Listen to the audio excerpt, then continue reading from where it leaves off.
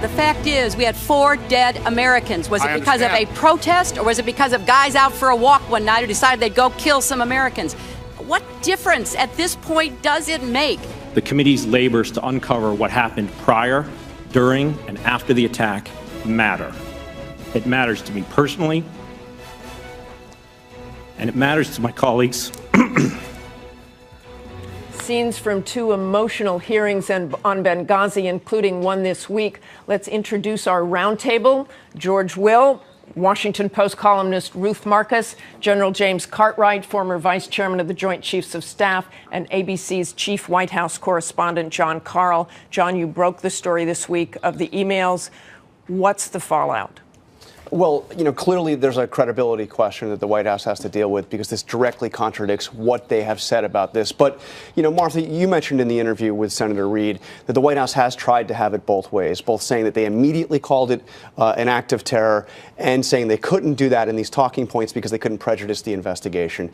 There's problems on both sides with this, but there is one very important point here, which is in all 12 revisions of these talking points, originally drafted by the CIA, they begin by saying that the attack in Benghazi started as a spontaneous reaction to Cairo. That was demonstrably false. And took out all was of the never Al-Qaeda true. references. And then they went on and took out all of their Al-Qaeda references. But they would say they didn't know that at the time. Right. About those.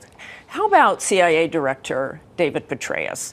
How did he respond to these talking points? Well, and I know you have new information on that. Yeah, this is fascinating because Mike Morrell, who was the deputy director, was the one that ultimately signed off on this. When Petraeus finally saw the final version of the talking points, this is the Saturday afternoon before Susan Rice's appearances on the Sunday shows, he looks at these and says that they're essentially useless. And direct quote from his email, he says, "I would just as soon not use them, but it's their call," meaning the White House's call. And they got those talking points out there. George Will, is this going to last? Is this going to have a lasting effect? Is an unacceptable way to do business at the White House? Lasting.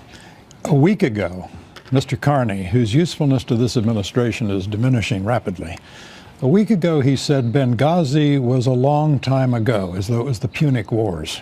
Now, this is a very live issue because we now know 3 things. We know that Mr. Hicks, the night of the attack, speaking from Libya, said pretty much what it was: an armed insurrection, not a movie review conducted with rocket-propelled grenades and mortars. 5 days later on this program and on 4 other Sunday morning programs, the idea of an exceptionally boisterous movie review was still the administration's position. And then 14 days after the attack at the UN, it was the same thing. We started out with 3 arguments. Was security lax in Benghazi? Demonstrably. Could forces have been got there to rescue them? Doubtful. Has the nation been systematically misled? Certainly. Now we need a select committee in Congress because the State Department's misnamed Accountability Review Board neglected to interview even the Secretary of State. You think Secretary Clinton will be back on the Hill? And possibly some of her aides, Cheryl Mills, for example, her chief of staff, who dressed down Greg Hicks after he spoke to a congressman without a lawyer/minder present. I think it's important to go back to some first principles, and George alludes to some of them. The real scandal here is what that Accountability Review Board found, which is that security was grossly inadequate and that there were systemic failures of leadership. The notion that this is an impeachable offense, I thought Senator McCain was right in saying that rhetoric has gone way, way too far. So there's a real scandal, and then there's a manufactured scandal. And by manufactured, I mean that the White House has given the building blocks of the manufacture to its opponents. I don't understand what it was thinking when it failed to understand, failed to say act of terror clearly, failed to get the story straight. And then the comments by Jay Carney that, as you say, are demonstrably false, that no single syllable was changed except for this one word. Not true. General Cartwright, I want to ask you some practical questions here, because one of the things the committee looked at, or the review board rather, was whether they could have gotten assets in there, whether they could have gotten airplanes in there. You heard Senator McCain say, why didn't they just shoot a fighter jet over the area to warn them? Was that feasible? And if not, why not? It probably wasn't feasible. I don't know the exact conditions, but to get an aircraft ready, to get crews ready, to get maintenance people out, you don't just walk up to one of these and put the keys in. To provide ordnance for those aircraft so they could at least defend themselves, and then to find the route down there, get the clearances to go in, et cetera. That's a day or two of activity. So we've heard a couple of different estimates from a couple of hours. That's the flight time to get there.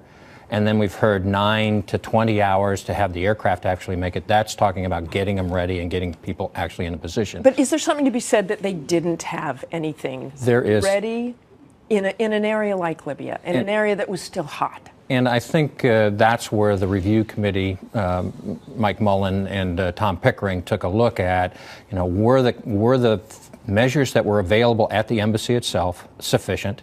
And then were the measures of the forces that could come to the aid of some kind of an infraction, whether it be an IED and an explosive device, or whether it be an attack on the embassy or its people. Those types of capability were set back in the States, in Europe, in northern Italy for aircraft. And so the question is, were they close enough? Were they ready enough to do that? That's worth going back and reviewing. I want to move to Syria. And you heard all the talk about red lines.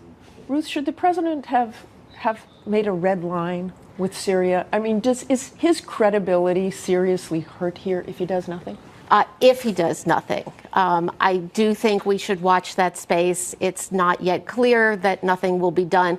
But it is also clear, look, every parent knows if you are going to make a threat, you need to be willing to follow through on it, or else you lose credibility, not just with the child that you're threatening, but with the other kids that you have in your family. In this case, Iran is watching. And so he said red line. He is now looking for, to some extent, the witch's broomstick, to switch metaphors to the Wizard of Oz, in terms of absolute proof and chain of custody and everything. But if there is adequate proof, and there is no consequence, then there is a very big loss of credibility, John? Which is not to say that it's an easy choice, because the consequences are all unpleasant, something you should have thought of months ago. John? And I have to say, hanging over all of this is the failure in Iraq. And this president is not going to go get involved in a significant way militarily in the Middle East in a war over intelligence on WMD. I talked to a very senior official in the White House yesterday about this, who said, look, the intelligence that chemical weapons was used is solid, but you know what? It's not as solid as the intelligence that Iraq had weapons of mass destruction. Boy, that's saying something there. General Cartwright, let me go to you on this. You heard John McCain say the military can always find a way not to do something if they don't want to do it. And the military clearly does not want to put up a no-fly zone, doesn't think it works. Well, why wouldn't it work? Why wouldn't what John McCain said work? The question is, why do you want a no-fly zone? To do what? A no-fly zone in and of itself is probably not going to change the dynamic drastically. The no-fly zone, if you could in place one, and you were willing to take the risk of doing it. And sometimes when you're trying to stop the killing, you have more killing. You have more killing. And so they might be able to reduce the amount of offensive air that Assad is able to muster against the rebels. That would be potentially what a no-fly zone could do. But a no-fly zone might enable, and I think this is where Senator McCain's going, getting rid of runways, getting rid of air defenses, et cetera. But that's a slippery slope. If you convince Assad that slippery slope, George? It is. I mean, it seems to me you're absolutely right that there's an illusion here that a superpower can tiptoe on little cat's feet into a sectarian civil war and not change the dynamic fundamentally and not become a chief protagonist. As soon as we intervene, we are the chief protagonist. And we would be intervening in this context. The Secretary of State, Mr. Kerry's policy, it seems to me, is to get a negotiated transition of power. There are two problems with this. Assad isn't interested. He doesn't want to go anywhere. And the other side isn't interested. And the Russians who have to be involved in this aren't interested. So no one's interested in our policy, so we fall back on the illusion that some surgical, tiny intervention can be kept both surgical and tiny, and that's dangerous. We'll leave it at that, George Will.